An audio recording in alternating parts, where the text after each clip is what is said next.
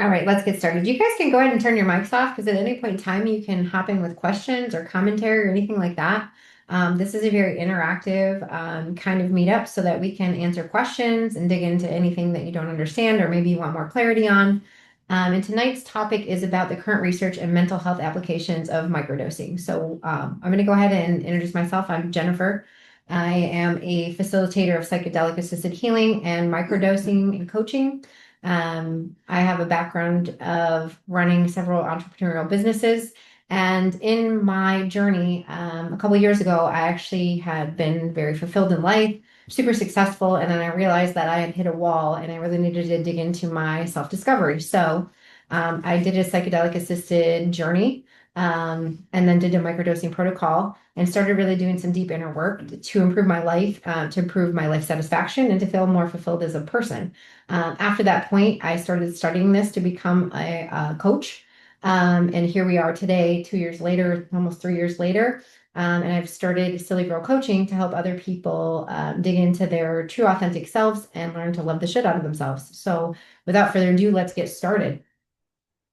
Um, I'm not going to read to you because we're all adults and we know how to read. But microdosing typically is a dose range of zero point 0.1 to zero point 0.3 milligrams. And some people do it with LSD, which is acid. We're going to primarily talk about psilocybin. So zero point 0.1 to zero point 0.5 grams. So that's 1/10 or half of a gram of psilocybin mushrooms is a typical microdose. At that dose, you don't hallucinate, you don't get high, you don't have any of those kind of effects. So you can microdose and you can go about your daily life like normal. So you're not going to feel oogie or weird or anything like that. Some people prefer to do it at night, and it helps you sleep better and improve your dreams and maybe even do lucid dreaming. So that's very effective for healing yourself. Um, the schedule is typically 2 days on and 1 day is off, or 5 days on and 2 days off. And the reason that you do that is because over time you build up a little bit of a tolerance to it, and it isn't as effective. So when you take those days off, it helps your brain reset a little bit, and then you go back at it for either the 2 on, 1 off or 5 on, 2 off. It just helps you reset so that you can get the maximum effectiveness. You also don't take it constantly. You do it for 3 to 4 months, then you take a little break, and then you can cycle it again. Do you guys have any questions about any of that? No? Okay. As I mentioned, this is not, you're not impaired, you're not hallucinating, you can drive a car, you can go to work, you can do all your normal day-to-day things without any worry that you're going to feel weird. Um, what it does for you is it opens up neuroplasticity in your brain. So you're more receptive to thoughts and ideas. You're more receptive to focus. You're more introspective. It can help reduce anxiety. So lots of people use it for various reasons, and we'll get into those a little bit later. Um, but the key thing to understand is that neuroplasticity helps your brain rewire how it works. So when you're in a non-neuroplastic state, basically it's really hard to retrain your brain to rethink or to learn or to do other things. And when you're in neuroplasticity, it's a lot easier for you to like be more receptive to change and to learning. Does everybody track with that? Welcome, Zyra. Current research landscape, as you guys may or may not know, psilocybin is currently legal in Oregon and Colorado, and more states are adopting the legality of it. And in addition to that, some major universities and hospitals have put a lot of time, energy, and money into researching the effectiveness of psilocybin as a mental health drug for personal improvement. The research studies are listed here. There were many studies back in the 70s before it became a class one Schedule One narcotic, but that was all shut down by the government. And now that it's made a reemergence, lots and lots of large universities, hospitals, MAPS too, are putting a lot of funding into discovering how people can maybe stop using antidepressants and things like that and use this instead for mental well-being. So it's pretty freaking cool. And if you want to dig into those studies, you can reach out to me and I can give you some really good papers that you can read if you're interested. So how microdosing works, and this is all a bunch of nerdy science stuff, which I absolutely love, is that it helps with your serotonin and dopamine receptors. So it helps you be more adaptive to changes with repetitive dosing. It enhances your serotonin availability, which means it enhances your mood. And the psychedelic effects hits the receptor, which is a 5-HT2A, which means nothing to nobody unless you're a big dork like me. The neuroplasticity is basically it enhances your neural activity, especially people with cognitive decline, Alzheimer's, dementia can really benefit as well from microdosing because it does help with that neuroplasticity in the brain and helps it rewire and reframe itself. It improves learning, it improves memory. There's lots of really good upsides to microdosing. Um, there's a whole bunch of research here, but we're not going to, like I said, we're not going to dig into that unless you're super interested in nerdy, in which case I can point you in the right direction. Does anybody have any questions about any of this so far? No, we have a very silent audience here tonight. So let's talk about the mental health applications that they're studying so far. So depression is a huge one. As you guys probably know, there's a million prescriptions for depression, and most of them really just make people numb instead of actually fixing the problem. And so they're just on them pretty indefinitely. With microdosing and some even macrodosing protocols, it has been proven that depression can be solved. Um, so when you do microdosing and you do macrodosing, it actually goes to the stem of the root cause of what the depression, why it's happening. And then again, with the neuroplasticity, helps you reframe that idea in your brain and pull yourself up out of that depression. And then with the mood enhancing effects with the serotonin, it also helps with that depressive state. Anxiety disorders are definitely treatable. PTSD is a huge one. There's a million studies about how effective psychedelics are for treating PTSD and complex trauma. So that's another subject we'll dig into really deep on another meetup. And then ADHD. Everybody knows that they jack you up on stimulants to cure ADHD. And the problem with that is that what it does is it basically short circuits the system. It like overloads it like a breaker switch so that it gets so overloaded, the breaker flips, and then the circuit just doesn't work. When you utilize microdosing and macrodosing for ADHD, it actually rewires the brain so the circuit doesn't get overloaded and you can calm down a little bit and be more present in your body. So it's a pretty effective use of um, drugs or psilocybin or whatever you want to call it to help treat these disorders. There's a whole bunch of, again, listed here, very, very effective protocols and studies related to that. So you'll see like the safety protocols and contradictions. What's really cool about microdosing is that it doesn't really interact with a lot of drugs. There are some exceptions. Lithium is a total no-no. You don't mix those together. If you're on antidepressants, MAOI use, things like that, it reduces the effectiveness of the microdose. And so it's something you should talk to your doctor about and see if you should be on a weaning schedule or if it's okay for you to mix that. There's a couple disorders that you just really should not use psilocybin with, and that is bipolar disorder, severe anxiety, any history of psychosis. If you're on psychiatric medications like lithium, those are just that's just a no-no, and you need to talk to somebody about that before you go ahead and utilize a microdose or a macrodose. If you have a heart problem, you should get your cardiologist to give you the okay to go ahead and do these things. Outside of that, there really are not a lot of interactions with medications, like slim to none. And these are really just, precautionary, with the exception of lithium and the couple other things I mentioned. If you're pregnant or breastfeeding, you probably shouldn't be doing this. But outside of that, it's a pretty safe and effective way to treat these disorders without any like contradictions with other medications. So you can take supplements, you can take other medications that you take, and it doesn't really interact. Does anybody have any questions about that? Nope, we're still not talking. Okay, good. There's an evidence summaries where a grade A, which means very strong evidence that there can be an improvement in depression and anxiety. It enhances your well-being and your quality of life. Your new neuroplasticity, they've done brain scans and they can see actually how like the two sides of your brains actually like talk to each other more so than when you're in a non-microdose state. So it's pretty cool stuff. Moderate evidence that it helps ADHD, helps with creativity and problem solving. There aren't really any side effects. And then they're saying limited evidence on PTSD, but there are a lot of studies that prove that it's very effective in treating that as well. Neurodegenerative disease like Alzheimer's and dementia. There are limited evidence studies right now, but they're getting more and more of those. And then addiction treatment.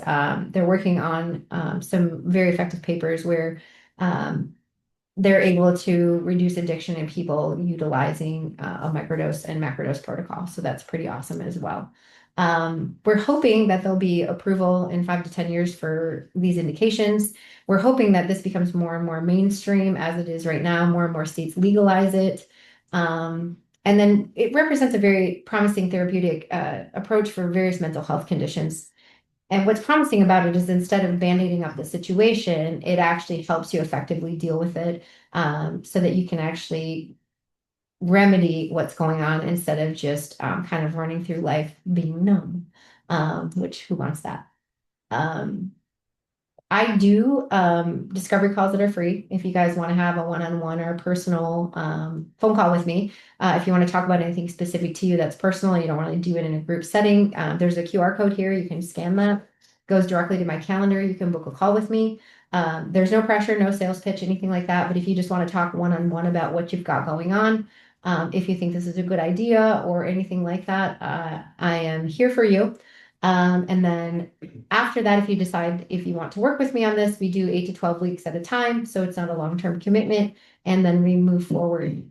Does anybody have any questions about any of this? Nope, no questions. Okay. Do you have a question? There is also one question in the chat, but I'll wait for you to answer that one I and didn't then even see that. Well, maybe that's my problem is I'm not looking at the chat like a total ding dong. There we go. Oh, James. James is talking to me, but he's not talking to me. All right, James, I'm so sorry. The difference in taking a ceremonial dose once a month or a microdose daily. Okay, huge difference. Ceremonial doses start around 2 grams of psilocybin, and can go upwards from there. You're definitely in an impaired state when you're in a ceremonial dose, which means that you definitely should have somebody with you that is a trained facilitator. Um, Typically what comes up is some are some difficult emotions, things like that. It is not not to say that to scare you away, but when you have a trained facilitator, they can help you work through that, and then do integration afterwards so that you can figure out, like, what's going on, what's the monologue story that you're telling yourself, and how do you then integrate into your life whatever you learned while you were in journey.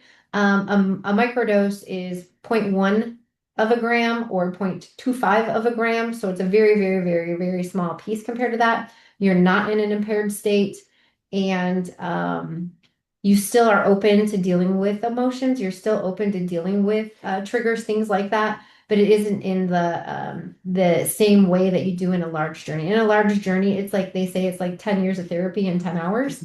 And it's very, very impactful and meaningful. Does that answer your question, James? You can just whip it in the chat if that covers it for you. If you have anything follow up from that, and then awesome. And so Bella's question is, in the studies, are there positive changes long term to the brain with degenerative diseases like dementia, or is there no long term effects as of now? Yes, in the studies, there are long term effects in the neuroplasticity of the brain. So part of the degenerative disease is that part of the brain starts to die, actually. Plaques form and the brain starts to die. With the use of macro and micro doses, with people with Alzheimer's and dementia, there are long-term effects because they see that other regions of the brain end up lighting up to kind of circumvent those parts that are damaged. One cautionary tale is that with people with Alzheimer's and dementia, they generally start at a low, low, low dose in both situations to be sure that it does not cause more confusion for them. It depends on how far into dementia or Alzheimer's they are, before a trained practitioner will determine. They start at a generally low, low, low, low dose to be sure that they can handle it without causing like massive confusion and stuff. And if you've been around anybody with Alzheimer's and dementia, they tend to get confused quite easily. So they just kind of go slow and low and take it very cautiously. Lots of feedback, lots of integration practice, lots of pre-calls, and lots of facilitation to be sure that they're okay and we're not, exacerbating the problem and making it worse for them.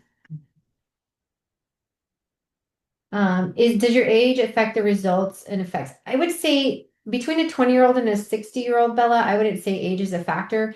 Between a 20-year-old and a 90-year-old, probably age is a little bit a factor because at that point they probably have a little bit of dementia or Alzheimer's or things like that going on, cognitive decline in their brain function just because of their age. But between a 20-year-old and a 60-year-old, I would say that the affecting results or effects are phenomenal. And I encourage everybody to do it sooner rather than later, because the sooner you dig into these things that trigger you or your trauma or whatever it is you're dealing with, the sooner you can carry on with a really full, awesome life. So I suggest everybody does it as soon as possible.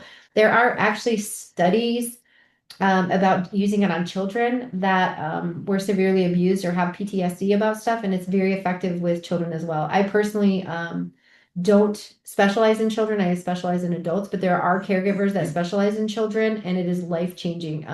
Especially with like teenage kids that have suicidal ideation and things like that. There are many practitioners that is their entire focus. There's also people that specialize in end of life care, which is another impactful area that this works when people are facing terminal illness, or even if they're just at their end of their life. This can last effective change and help ease them into that transition without all the fear and anxiety that comes with that particular phase of life. Hormonal birth control doesn't affect it at all. Has nothing to do with your hormonal system, no impact whatsoever. You can safely do both. You don't have to wean off. It doesn't help or hurt anything. So there is no thing to worry about there with that either. Other vitamins stack well. That's what I'll say about it. There are, especially with Alzheimer's and dementia, powdered saffron, L-tyrosine, omega-3s. When you microdose, it's really good to put them all together because those vitamins actually feed the brain in very significant ways, which help with serotonin and dopamine reuptake. So when you stack those other vitamins, it actually makes it more effective.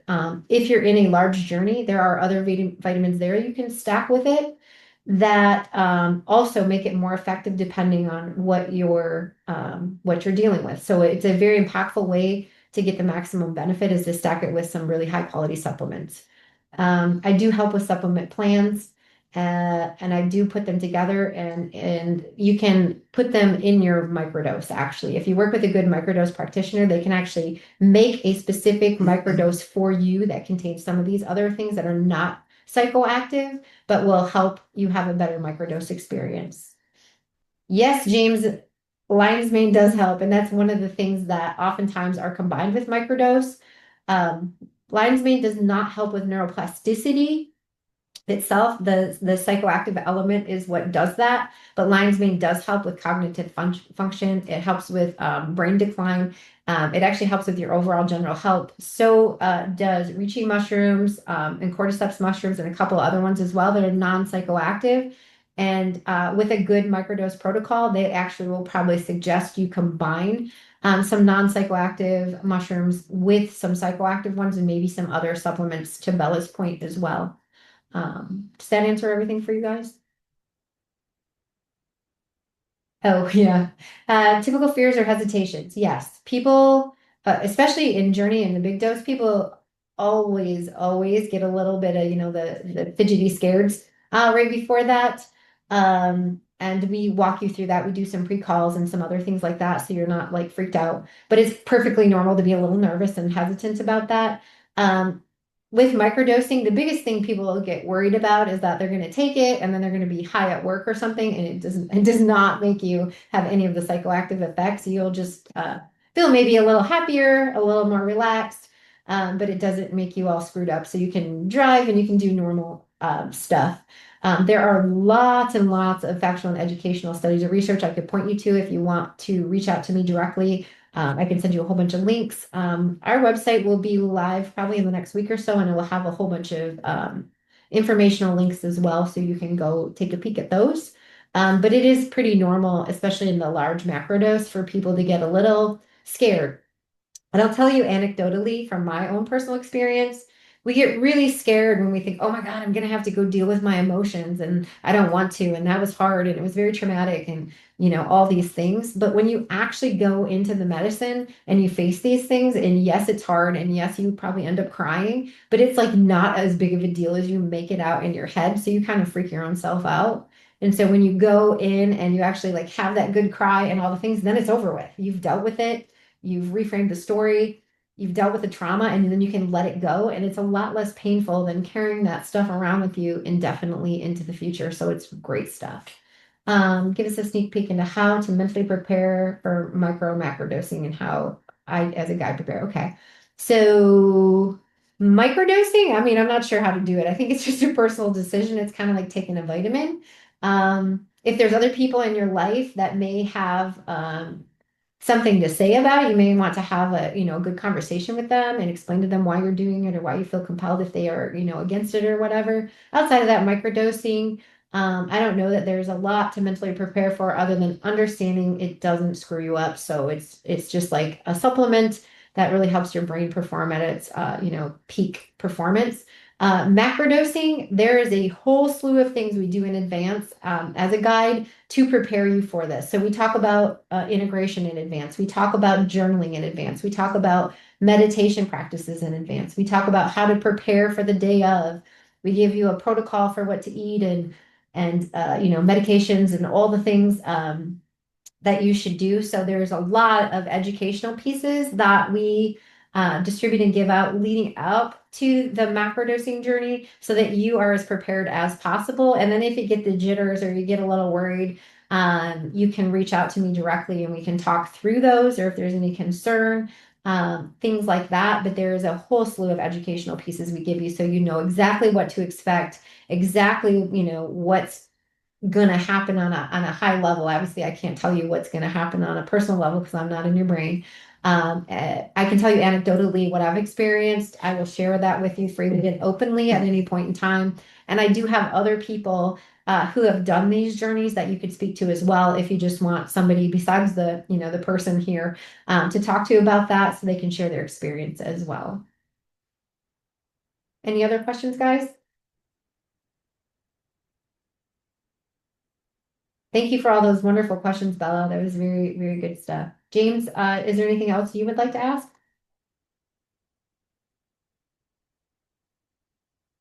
Zyra, you've been silent. Do you want to participate as well? Anything? No, thanks. Okay, James. Something came to my mind just now. Sure. Um, I don't know, but do you think this would help couples too? Like if couples decide to do this together? Absolutely. Absolutely. Actually, I strongly encourage if you are in a relationship that you both do it because it's really difficult if one of you does this and changes and grows and the other one doesn't and they're stuck in their old patterns of behavior. It becomes a very frictiony kind of environment where some person has like elevated themselves and the other person kind of stayed behind and they can't understand. I suggest always, always, always, if you're in a relationship with somebody, I strongly advise that you guys do it together or separately together, if that makes sense. Like if you don't want to do it together to like each of you maybe do it. But doing it together is one of the most beautiful and amazing things you can do. Um, there's also male facilitators, female facilitators, so you can have one facilitator for two people. You can have two facilitators if you want separate attention. There's a lot of ways to do it, but it is one of the most beautiful and amazing things you could do for your relationship, for sure.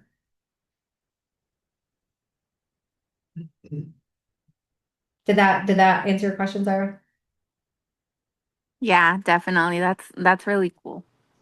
Yeah, I've had people also bring their adult children when they have a frictiony, parental child relationship and they do it together and holy cow, the transformation is so stinking beautiful.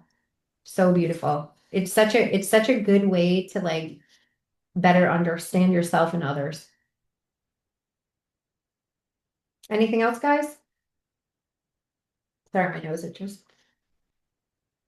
Okay, as my parting thing, um, we have a little thing for attending that if you refer three friends who attend a meetup and you get $10 off our microdosing program, there's a QR code there for you. So if you want to, but if you want to scan the QR code, there's a little form to fill out. And if you refer three people to us, we'll send you a really cool PDF about microdosing. And in addition to that, we'll also send you a $10 off coupon code for our microdosing program so you can save a little money there as well. All right, guys, thank you so much for attending today. I super appreciate your participation and your questions. And if you have further questions that are on a more personal level and you want to ask me directly, there is information on how to do that in one of these QR codes, or you can chat me in the Meetup group. There's a million ways to contact me. You can hit our Facebook page and Messenger. You can do all kinds of stuff. So any way you feel comfortable reaching out, I'm happy to speak with you. And thank you guys all so very much, and have a great evening. Thank you. Bye bye. Thank you. You're welcome. Bye. Bye.